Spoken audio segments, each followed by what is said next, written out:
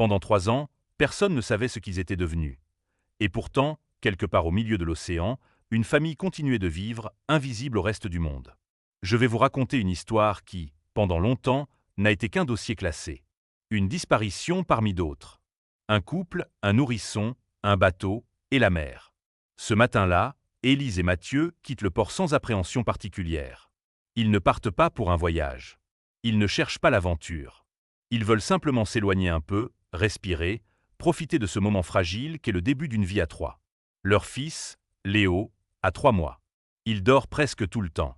Il ne connaît du monde que les bras qui le portent et la voix qui le rassure. La mer est calme.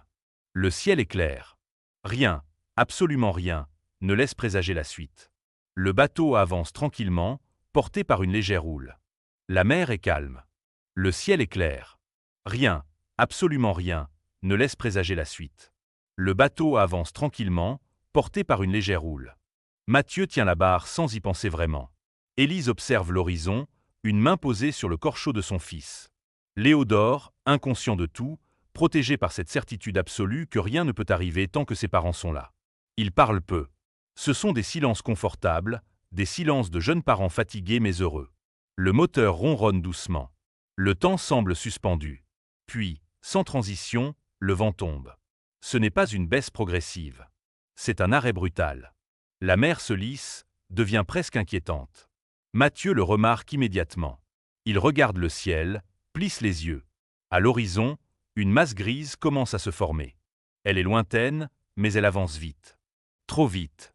Il n'a pas le temps d'expliquer. Le premier souffle de vent frappe le bateau de côté. Élise serre instinctivement Léo contre elle. Le bébé se réveille, pleure, un cri aigu, presque couvert par le bruit soudain des vagues qui se forment. La tempête s'abat sur eux comme si la mer avait attendu ce moment précis. Le vent hurle. Les vagues montent, se brisent contre la coque. Le bateau devient un objet sans poids, ballotté, frappé, secoué.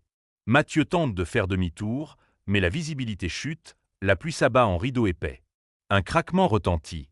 Le mât cède. Le bateau penche violemment. L'eau envahit le pont. Élise glisse, tombe, se relève en hurlant le prénom de son fils qu'elle tient toujours contre elle. Puis une vague, plus haute que les autres, plus lourde, plus définitive, frappe de plein fouet. Le bateau disparaît.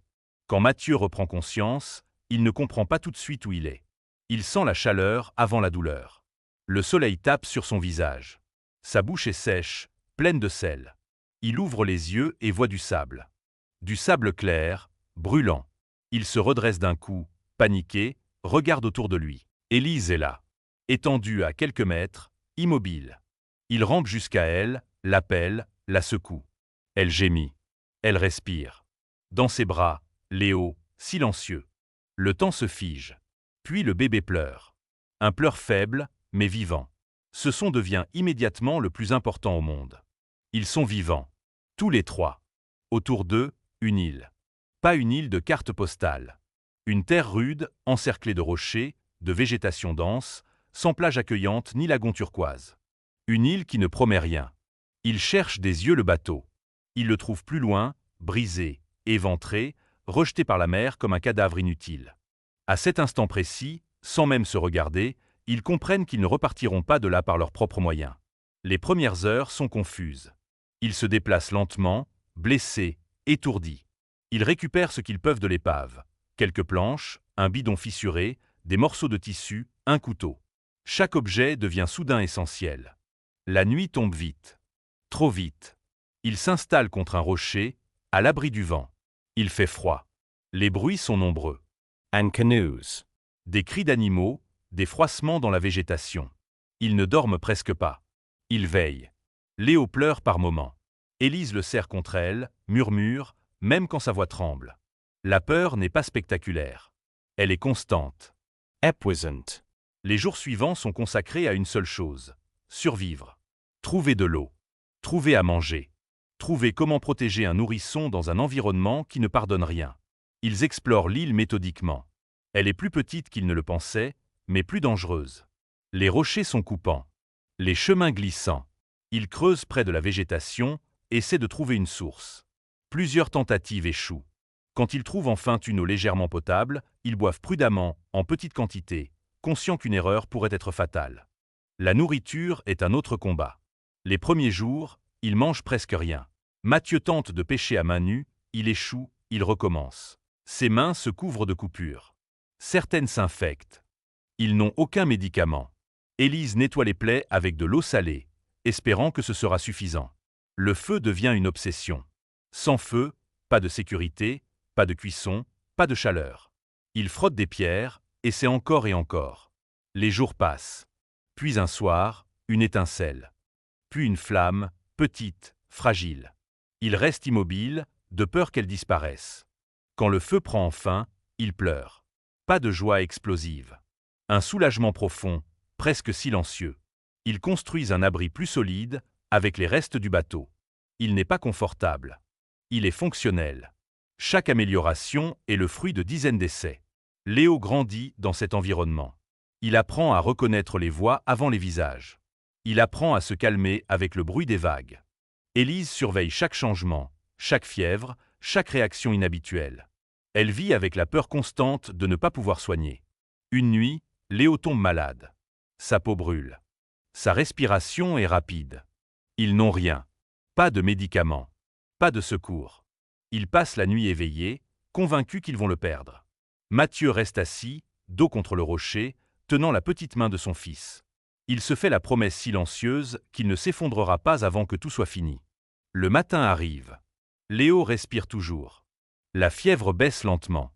Ils tiennent. Les mois passent. Puis les années. Ils organisent leur vie autour de routines strictes. Pêche le matin.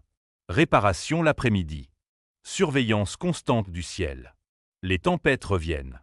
Certaines détruisent leur abri. Ils recommencent. Encore.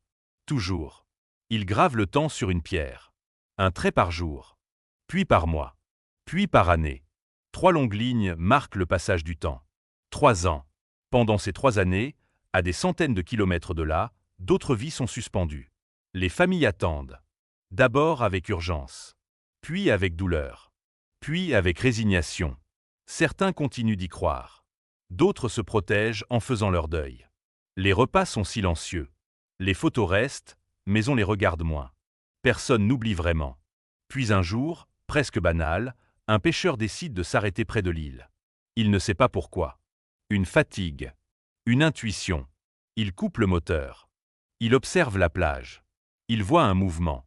Puis un homme. Amaigri, barbu, méfiant. Puis une femme. Et enfin un enfant, debout, pieds nus, calme. Il comprend immédiatement qu'il ne s'agit pas d'un naufrage récent. Ces gens ont vécu ici. Longtemps. Il parle doucement. Il ne veut pas les effrayer. L'enfant le regarde comme on regarde quelque chose qui n'existe que dans les histoires. Quand les secours arrivent, tout s'accélère. Pour eux, c'est irréel. Pour les familles, c'est un choc. Certains pleurent. D'autres n'y croient pas tout de suite. Ceux qui avaient gardé espoir n'osent pas le dire. Ceux qui avaient abandonné s'en veulent. Ils reviennent, changés, marqués mais surtout vivants. Je raconte cette histoire parce qu'elle n'est pas seulement celle d'un naufrage. C'est celle de ce que des êtres humains sont capables de faire quand ils n'ont plus rien, sauf l'amour et la responsabilité de protéger une vie plus fragile que la leur. Ils ont survécu parce qu'ils ont refusé de lâcher. Jour après jour. Sans témoin. Sans promesse de retour. Et parfois, survivre, c'est simplement continuer. Jusqu'à ce que quelqu'un regarde enfin dans la bonne direction.